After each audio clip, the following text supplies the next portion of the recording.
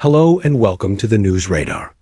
In a heartbreaking development from Gaza, 10 civilians, including 6 children, were killed after an Israeli airstrike struck a water distribution point in the Al-Nusrat refugee camp.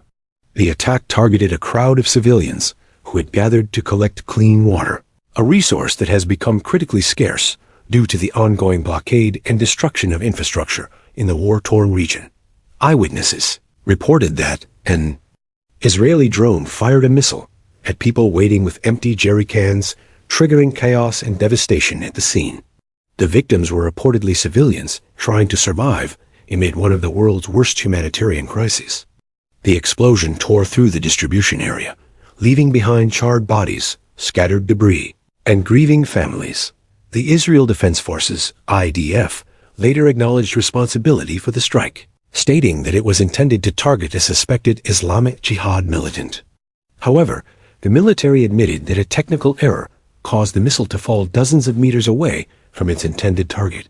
The IDF expressed regret over the unintended civilian casualties and announced an internal investigation into the incident. Due to the ongoing conflict and heavy restrictions, international media and aid organizations have limited access to Gaza. Much of the information continues to come through local journalists and humanitarian workers operating in extremely dangerous conditions. Video evidence and first-hand accounts confirm that the casualties were unarmed civilians, many of them children who had accompanied their parents to fetch water.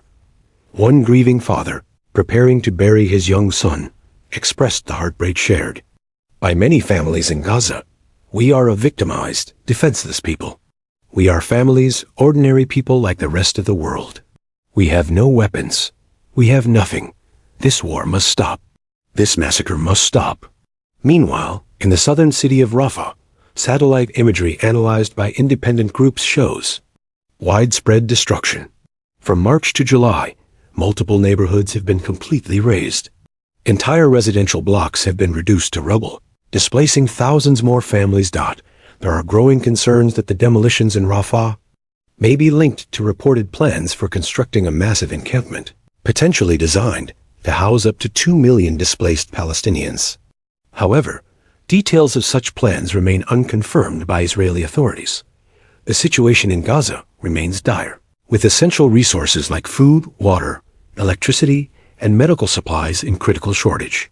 International pressure continues to mount for an immediate ceasefire and unhindered humanitarian access to the enclave.